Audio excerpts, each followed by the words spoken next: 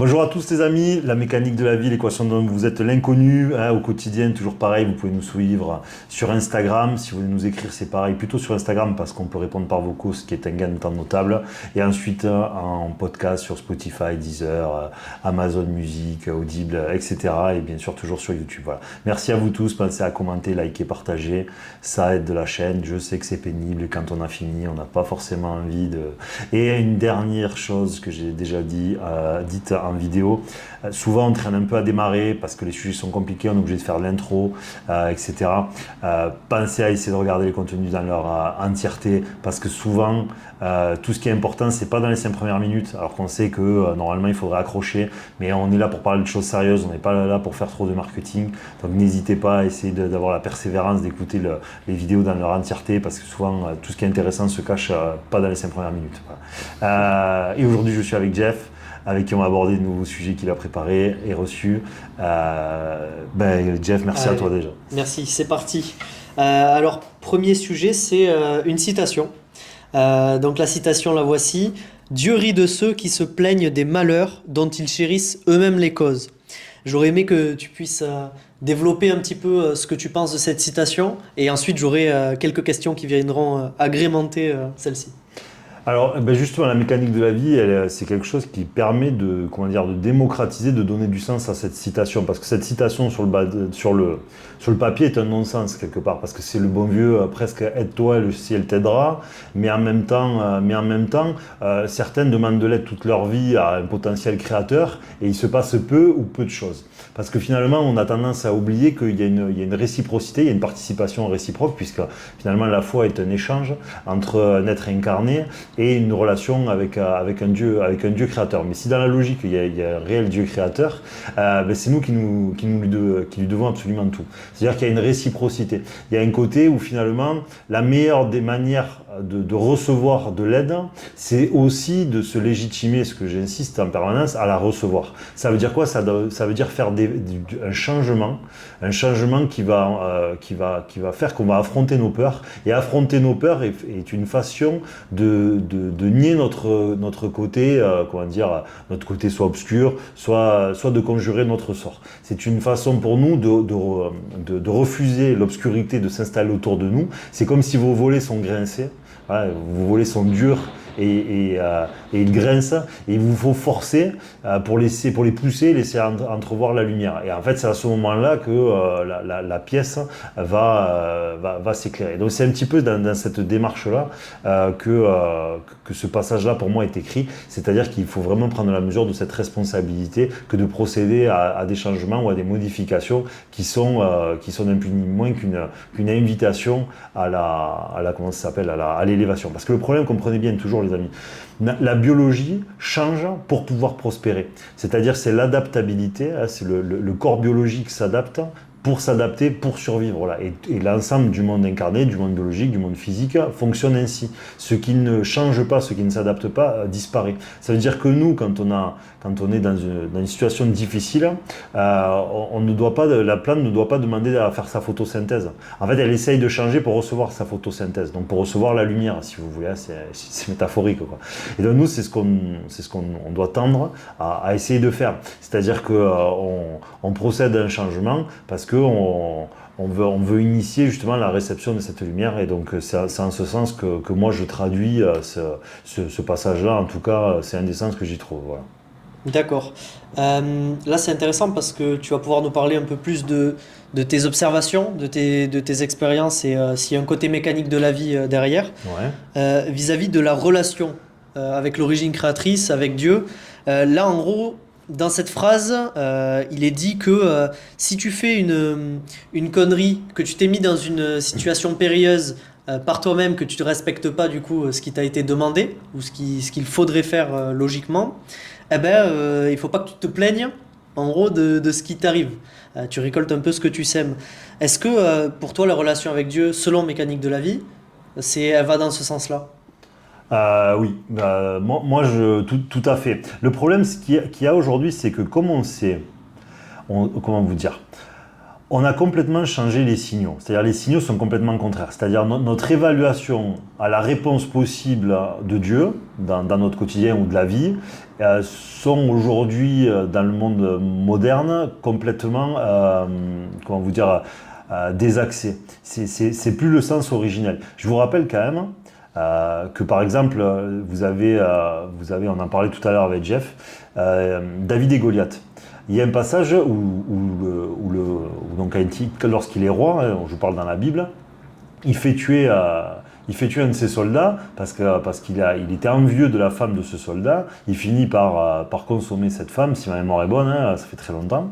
Et en faisant tuer ce soldat, qu'il aimait pourtant, je crois, eh bien, il fait un péché absolument affreux, puisque c'était juste pour consommer sa femme. Il était honteux de ne pas pouvoir le faire. Voilà. Enfin, et qu'est-ce qui se passe ensuite? C'est que le roi David va finir par avoir une femme, va avoir un enfant, pardon, avec sa femme, et cet enfant mourra. Voilà. Et pour lui, il est logique, si vous voulez, que ça arrive, parce qu'il a péché contre la vie, il a péché dans la bassesse, finalement, de la tentation. Là, c'était celle de la chair en l'occurrence, et donc pour lui, il était normal que Dieu ensuite lui prenne un enfant par souci d'équilibre. Vous voyez, donc c'est simplement par inspiration. C'est pour comprendre finalement le multisens qu'il y a derrière l'exigence que Dieu pourrait réellement avoir sur les hommes. Simplement, aujourd'hui, on a créé un monde où, comme ce n'est pas forcément effectif immédiatement, et qu'on est sorti de cette vision-là du monde parce qu'on ne sait plus ce qu'on a le droit et pas le droit de faire. Aujourd'hui, on ne le voit pas parce qu'on pense que il faut vraiment faire des choses horribles pour être puni. Voilà. Et on ne sait pas déjà, premièrement, qu'on hérite des dettes de nos prédécesseurs, donc vous héritez de vos parents, de vos grands-parents, jusqu'à vos arrière-grands-parents, et de leurs bêtises. Voilà. Et donc nous sommes débiteurs vis-à-vis de Dieu. Donc nous devons créer du positif et contrebalancer cette dette par nos comportements, par la pacification, par de la demande de pardon, et par surtout du changement personnel, parce que nous avons les marqueurs de ces empreintes de dette. Et c'est de ça que nous devons nous exorciser. C'est pour ça que l'humain n'est pas neuf, comme on le dit inlassablement dans la mécanique de la vie. Donc effectivement, pour moi, ce que tu as énuméré colle tout à fait avec la mécanique de la vie. Simplement, aujourd'hui, on n'a aucune considération de ces fonctionnements-là. Là, la citation, elle est très explicite. Mais en vrai, il y a tout ce qui peut être sujet à péché, si vous voulez, va créer une dette, puisque l'univers doit être un équilibre. Donc s'il y a du négatif qui a été fait, c'est une dette spirituelle invisible, mais qui vous est allouée.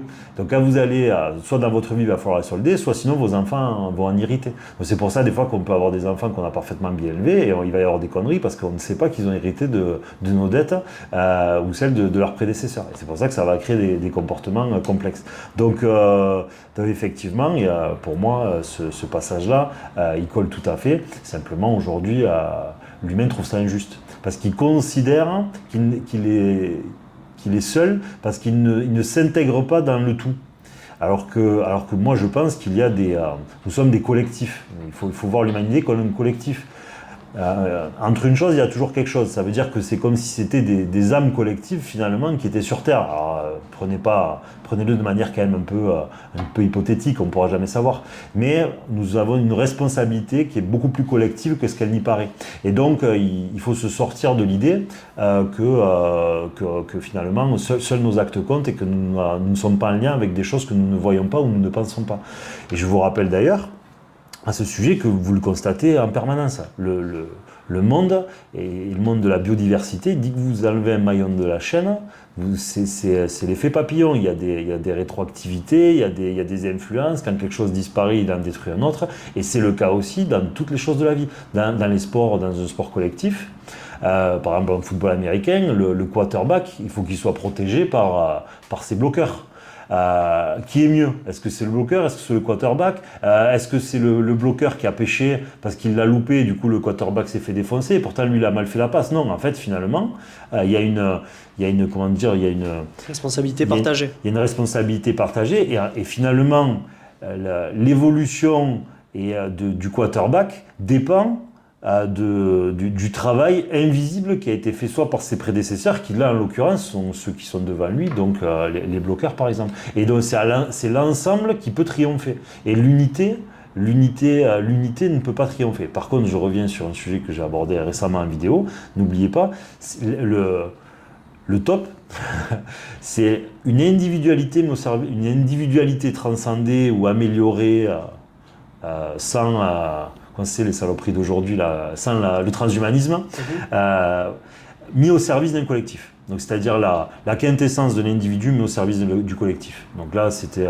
dans une vidéo récemment, et là, ça colle encore avec la situation, c'est pour ça que je le redis. Donc ça serait vraiment l'idéal, mais ce propos est là pour dire simplement que ne considérez pas que vous n'avez pas de compte à rendre sur ce que vous ne savez pas que vous avez été, ce à quoi vous pourrez être relié sans le savoir, et n'oubliez pas, c'est factuel au point de vue même des écrits religieux qui vous disent que les générations peuvent être maudites jusqu'à 4 générations, hein, je crois que c'était ça.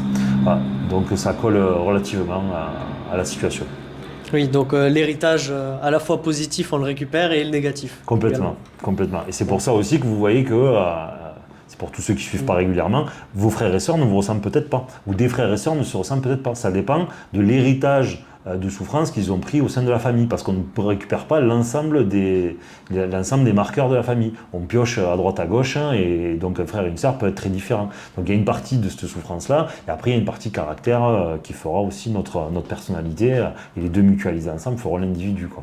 Voilà. Et souvent j'ai remarqué, bon évidemment dans un contexte particulier, que ceux qui ont tendance à repousser la légitimité, la responsabilité, pardon, qu'ils ont vis-à-vis de Dieu, eh ben, ça peut être des personnes qui en fait semblent comme acquérir la vie, comme si ça leur était dû, comme si en fait c'est une vision très matérialiste, alors que comment dire, ils peuvent être plus en recherche ils pourraient être en recherche de quelque chose de plus grand.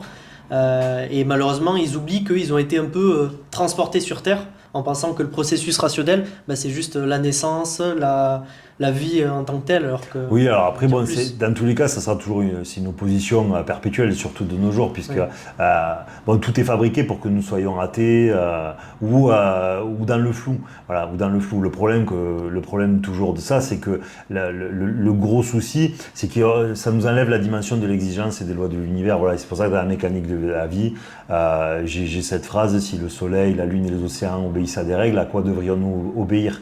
Si le soleil ne s'autorise pas à changer sa trajectoire, ça veut dire que les lois de l'univers sont d'une précision absolue, sinon la vie disparaît. Donc s'il y a des lois qui sont aussi précises quant à ce que le soleil a droit de faire, il en va de même pour les hommes, qui ont une liberté qui est partielle, puisque nous avons un support biologique, nous sommes des êtres physiques, on peut mourir un deux coups de cueillère à peau. Donc il est important de se rappeler rationnellement qu'il est logique finalement que nous ayons des règles, et ce monde aujourd'hui qui est un monde qui est devenu un monde où il y a toutes les règles du monde, mais aucune finalement qui va dans le sens de la vie réellement, dans le sens spirituel, et pas dans le spirituel déconnecté, parce qu'aujourd'hui c'est beaucoup ça, et ben, est une société dans laquelle nous sommes et qui est qui est complètement aux antipodes finalement de toute forme rationnelle et du monde biologique et du monde physique que nous pouvons observer aujourd'hui scientifiquement. Voilà. Et donc nous nous maudissons à ne pas respecter ces lois de l'univers, et c'est pour ça que ce passage, il est très très important. Si quelque part nous vivons niaisement, sans nous soucier de ce que nous pouvons ou ne pouvons pas faire, simplement parce que c'est par éducation, c'est parce que la société nous y a amenés, c'est parce que nos parents, c'est parce que nos peurs, etc., et que nous ne sommes pas les chercheurs de ce qui est autorisé et non de faire sur Terre. Eh bien, c'est comme si nous ne jouions pas au jeu de la vie. Voilà. Nous sommes de passage, nous sommes des irréfléchis, nous sommes des inconscients, nous sommes des inconsistants. N'oubliez pas, Dieu est aussi la conscience supérieure. Et donc, c'est-à-dire, si notre conscience ne grandit pas, eh bien, c'est-à-dire que nous sommes des égarés, finalement. Nous sommes des égarés, nous sommes sans boussole, nous sommes un bateau sans gouvernail, et donc le bateau sans gouvernail s'en va au gré du vent, et donc il lui arrive des trucs et des événements qui eux aussi sont au gré du vent. Et donc, c'est pour ça que la mécanique de la vie, on essaye vraiment d'avoir l'approche la plus rationnelle et la plus probable. On essaye de faire converger tous les éléments possibles, qu'ils soient scientifiques, qu'ils soient philosophiques, qu'ils soient spirituels, qu'ils soient religieux, qu'ils soient dans les observations. Et normalement, il y a des validations dans le monde physique. C'est-à-dire le monde physique nous inspire pour essayer de comprendre ce que je vous disais tout à l'heure, par exemple dans les sports. Le sport collectif vous montre bien que finalement la victoire, elle ne peut être que collective, et qu'une individualité peut transcender un collectif, mais un collectif peut transcender les individus. individualité. Mais l'un sans l'autre, vous ne pourrez pas tirer le meilleur parti. Donc quand vous allez être soumis à la sélection naturelle, la sélection naturelle dans un collectif, par exemple en foot, c'est une autre équipe. Vous confrontez en tant que collectif, individu, et finalement ceux qui vont tendance à aller plus loin, c'est ceux qui auront la plus grande symbiose dans les deux. Voilà. Avec évidemment d'autres variables, mais bon, c'est pour servir le propos. Très bien. On va revenir au centre de la première citation. Ouais. J'aimerais justement, on a parlé de liberté, de responsabilité individuelle. J'aimerais que tu puisses nous présenter des outils, ou en tout cas une explication, une observation, peu importe, compréhension de système, sur comment on peut reconnaître les causes des conséquences et les conséquences des causes de nos actes. Ok. Ça, c'est des questions qui sont compliquées parce que ça dépend des fois. Le problème, c'est qu'on a tendance à penser que la cause est toujours antérieure. Et des fois, c'est pas le cas. Oui. C'est pour ça que ce sujet est très compliqué. Alors, je vais essayer de parler doucement. Je ne sais pas si je vais arriver à bien l'extraire. Mais le problème, c'est que nous, on met un rapport au temps quand on parle de cause et de conséquences. Voilà.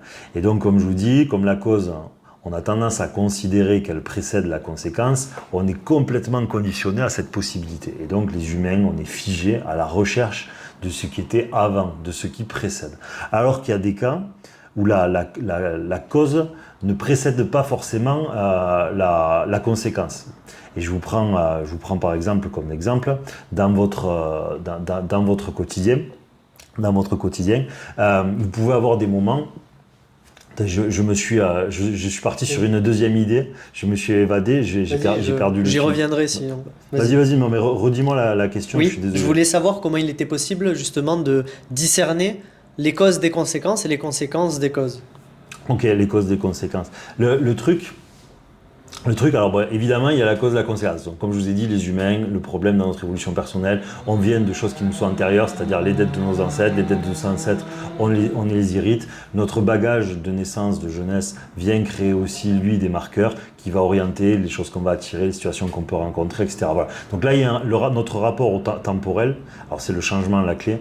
C'est qu'on pense que, comme c'était quand j'avais 8 ans, il y a mon père qui a quitté la maison, et donc à partir de là, j'ai une insécurité affective ou une haine, c'est le trauma. Voilà. Le problème, c'est que le trauma n'est pas inscrit que parce que mon père est parti ou parce que mon arrière-grand-père est mort à la guerre, j'en sais rien, mais il continue d'être inscrit parce que je n'ai pas changé. Donc on a toujours la possibilité de changer au présent. Oui, tout à fait. Alors que l'erreur, c'est de penser que la cause, alors c'est comme ça qu'après les gens vont se retrouver chez des thérapeutes particuliers, chez des énergéticiens, parce qu'ils pensent que la cause, il faut remonter dans le temps. Alors que la science vous montre que le passé n'existe pas, en fait que la seule existence, elle est ici et maintenant, si vous voulez. Bon, il faudrait développer, mais bon, faisons-nous confiance, exceptionnellement. Faisons-nous confiance. Et donc, à ce moment-là, ça veut dire que si vous voulez influer sur le passé, il vous faut le faire dans le présent. Et dans le présent, ça ne veut pas dire dans la volonté de remonter le temps, ça veut dire que seul le changement peut réinscrire finalement ce qui s'est passé. C'est-à-dire que la seule façon que vous ayez une vie différente et que vous ne soyez plus sous l'influence de ces marqueurs, c'est pas de retourner à la cause, c'est d'en changer la conséquence. Et d'en changer la conséquence, c'est de nous changer, nous, dans notre façon d'être, dans notre façon de fonctionner, dans le fait d'affronter nos peurs, dans le fait de renoncer, dans le fait de nous séparer, dans le fait de ne pas vivre la vie que veulent que nos parents en aient, dans le fait de ne pas nous sacrifier de trop pour je ne sais qui, dans le fait de savoir faire le dos rond dans nos violences, dans le fait de nos volontés d'argent, de vivre plus simplement, ou sinon de créer des grandes entreprises parce qu'on a des volontés d'aller vers l'avant, enfin ce que vous voulez, mais c'est un changement. C'est un changement réel qui, dans le présent, qui va en fait venir réinformer le passé en disant tu ne me sers plus. Ce marqueur de quand j'avais 8 ans, mon père est parti, tu ne me sers plus à avoir des besoins de sécurité affective, des besoins d'argent parce qu'en fait tu n'as pas pu être là pour y pallier. Maintenant je suis en paix avec ça, je n'ai pas de problème. Et donc c'est comme ça finalement que l'influence des marqueurs du passé arrête d'avoir de l'influence négative pour nous dans le présent. Voilà. Et donc c'est cette gymnastique qui est extrêmement complexe de comprendre que ce qui s'est passé avant doit être traité par le changement maintenant, mais pas par en arrêtant de penser que c'est le passé la cause. Le passé n'est pas la cause. La cause, c'est que nous n'avons pas changé aujourd'hui. Et ça, c'est complètement une gymnastique qui est inverse, parce que l'humain a un rapport qui est tout le temps au temps, et il pense que si le problème il est maintenant, il faut aller chercher avant. Alors qu'en fait non, le problème il est maintenant parce que c'est maintenant qu'il faut changer. Et ça, c'est très compliqué comme gymnastique parce que nous sommes fabriqués à l'opposé de ça et nous avons toujours été extrêmement différents à ce processus-ci. Alors deux choses, l'un quelques références à ce sujet parce qu'il y en a qui peuvent être intéressés pour aller se renseigner un peu partout. C'est le fameux conflit entre Freud qui lui est pour les traumas, qui pense que l'influence du passé est réelle, et Alfred Adler qui était un des psychologues aussi top 3. Moi, Et je connais justement, pas tout voilà, ça. je sais que, Ouais, non, mais c'est que- super. donc je transmets un peu de connaissances pour ceux qui veulent bien aller la chercher. Et à deuxième point, il y a une citation qui dit que le présent s'appelle présent parce que c'est un cadeau et c'est maintenant. Donc je trouve que c'est C'est très bien amené. Au Est-ce goût que du tu es jour. capable de développer un peu plus ce que tu es en train de dire de Freud et d'Adler ou pas Oui, du tout? oui, Parce tout que à sinon, fait. j'aimerais bien le commenter si j'en suis capable. Ouais, Vas-y, alors vas-y. j'en suis capable. Tu peux me dire un peu plus, comme ça, moi aussi je donnerai mon avis. Bon. Ouais. Après, les amis, voilà, c'est les informations qui me sont C'est ça. rapportées par Jeff. Je n'aurai pas la complétude des Voilà. travaux de ces gens-là, qui sont des gens qui ont travaillé. Donc, s'il Évidemment. vous plaît, on se prête au jeu. On va ne considérer que les propos qui vont être amenés par Jeff. Voilà. S'il vous plaît, les plus puristes, Et, soyez sympas. De toute façon, en toute humilité, je connais pas du tout la totalité de leurs travaux. Bah, Donc, écoute, si tu- voilà, si tu je fais connais- avec ce que je peux composer, ce que j'ai sous la main. Eh ben, écoute, super. Donc, ce que j'ai sous la main, c'est dans dans ma tête, donc Ouais. je vais essayer de donner. Alfred Adler, en fait, c'était un des premiers spécialistes de la psychologie individuelle. Ouais. Et si tu veux, lui, il se concentrait sur l'aspect tu peux tout changer maintenant, et si tu le fais pas, c'est parce que tu as d'autres raisons qui te motivent à ne pas le faire. C'est-à-dire, admettons, moi j'ai peur de sortir de chez moi. Ok, je vais voir mon copain, donc je vais te voir et je te dis, ouais, moi je sors pas de chez moi parce que mes parents sont trop stricts. D'accord. Alors que la réalité, c'est parce que j'ai peur d'aller dehors, parce que j'ai une fif qui plaît pas à tout le monde. D'accord. Admettons. Et donc Adler va se poser comme la personne qui dit je ne peux pas sortir, enfin tu ne peux pas sortir parce que tu ne veux pas changer maintenant. Et l'autre, donc Freud, va plutôt dire c'est la cause de justement un trauma familial strict qui a fait qu'aujourd'hui tu en es là. D'accord. Il ne nie pas le changement, Oui. mais en fait c'est comme en science, on observe justement que le changement il peut être immédiat. Bah, et si à tout tu moment. regardes dans ce qu'on a énuméré, enfin, tu me diras ce que tu en penses. Ouais. Alors moi, j'aurais tendance à dire les deux ont raison.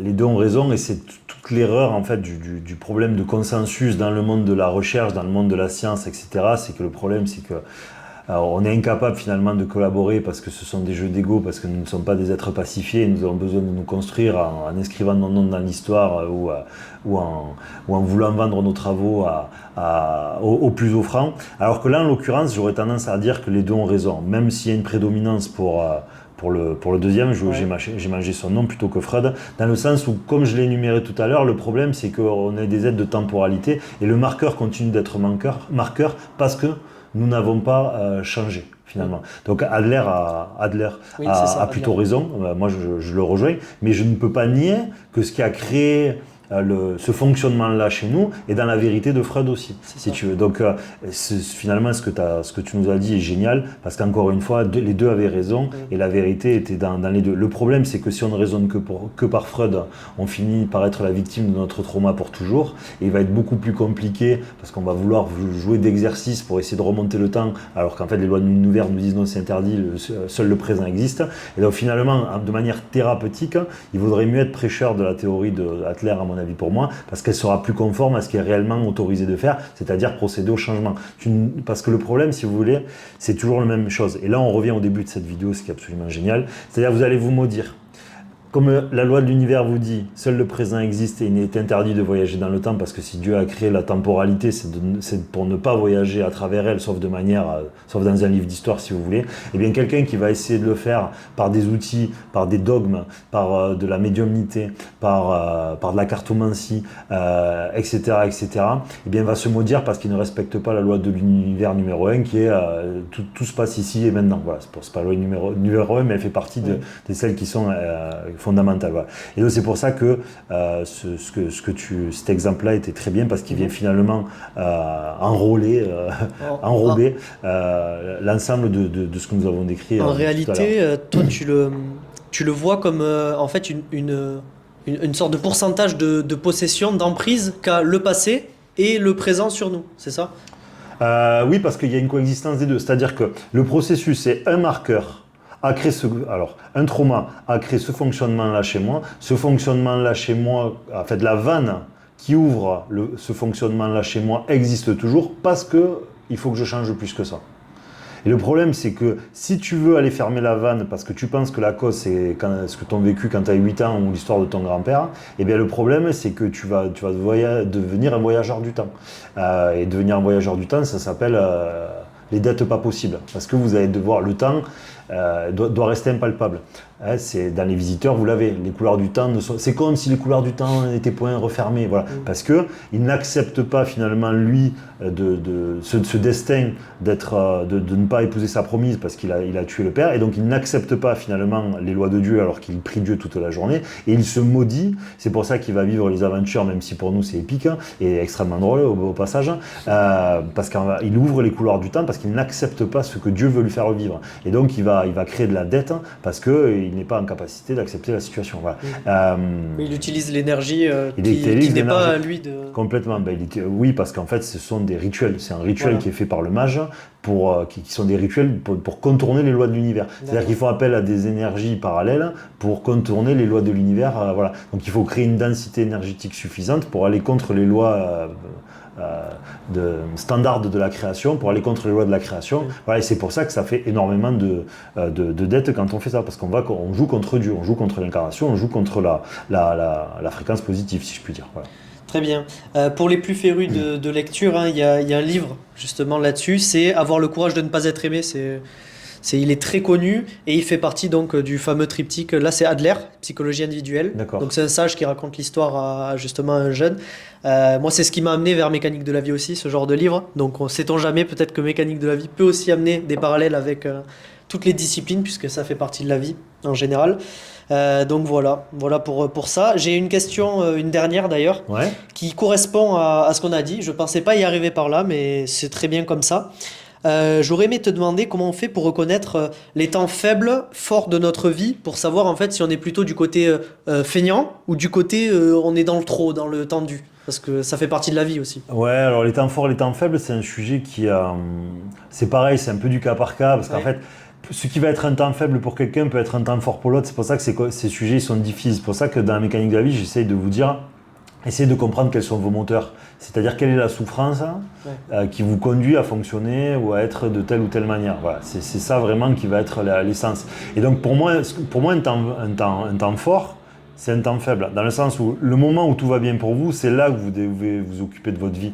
C'est là où vous devez, on a déjà abordé ce sujet-là, mais vous coupez du bois et vous rentrez du bois dans votre abri quand c'est le mois de mai. Voilà, quand c'est l'été. Vous ne le faites pas en plein hiver, sinon c'est que vous êtes fait devancer. Donc il faut avoir cette culture finalement de respecter la saisonnalité de nos humeurs, la saisonnalité de notre confort émotionnel pour justement être en capacité de faire les choses quand elles doivent être faites. Le problème d'aujourd'hui, c'est que comme nous avons oublié que nous étions sur Terre pour ça, pour évoluer, pour cheminer, pour nous éveiller spirituellement, et que c'est le seul intérêt de la vie, c'est-à-dire que quand tout va bien, on s'occupe surtout de rien. Et c'est pour ça qu'après, on a des conneries dans notre vie, parce que Dieu dit, sale feignant, sous ton arbre, tu t'en fous pas une, t'as cru que t'étais venu sur Terre, pourquoi? Voilà.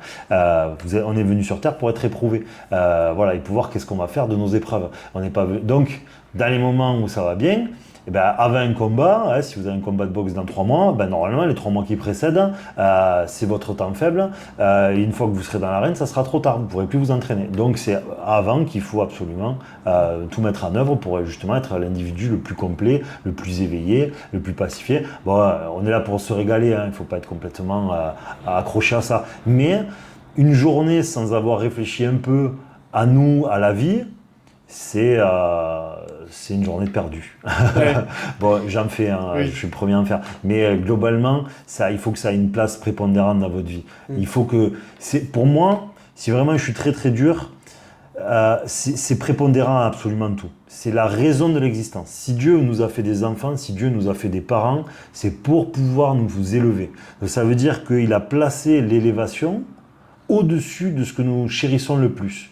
Donc, normalement, d'un point de vue hiérarchique, ce que nous devrions faire prédominer, c'est vraiment c'est vraiment lui, si vous voulez. C'est vraiment cette quête de recherche. Donc, la moindre des choses, si vous avez 3 enfants, c'est que votre 4e enfant soit votre évolution personnelle. C'est ce que je veux dire, la moindre des choses. Et si vous arrivez à le placer légèrement au-dessus, c'est encore mieux parce que vous serez dans l'ordre établi, vous serez dans la prédominance de celui qui vous a donné, c'est-à-dire Dieu, plutôt que dans la prédominance du monde horizontal qui est les êtres que nous aimons. Voilà. Et donc vous rendrez à César ce qui est à César et à Dieu ce qui est à Dieu. Et là, en l'occurrence, César, c'est le monde horizontal, donc c'est notre femme, c'est nos enfants, et nous rendrons à Dieu, c'est-à-dire merci de m'avoir donné cette famille, ces enfants, et pour ces raisons-là, je vais essayer, même si c'est difficile, de cheminer, de m'élever vers toi, quoi. Et Voilà. argument de plus pour confirmer tes propos, c'est quand Jésus dit justement qu'il ne faut pas se faire des trésors de rouille, enfin qui rouillent dans le monde, mais plutôt des trésors qu'on pourra garder avec nous toute une vie. Donc il fait prévaloir l'esprit. Eh ben, on peut pas mieux finir. On peut pas mieux finir. La matière, enfin, l'énergie influe sur la matière, donc l'esprit domine le corps, et donc le monde spirituel doit dominer le monde physique. Donc nous devons d'abord nous élever. Mais nous élever, c'est s'inspirer du monde physique pour le comprendre. C'est essayer d'être heureux, de construire des vies, être digne, être capable de changement. Voilà, c'est ça. On part pas sur de la margouline attitude. Voilà, c'est pas du tout ça. C'est quelque chose de très froid et concret vers lequel on peut tendre, ou on doit essayer en tout cas de tendre. Voilà.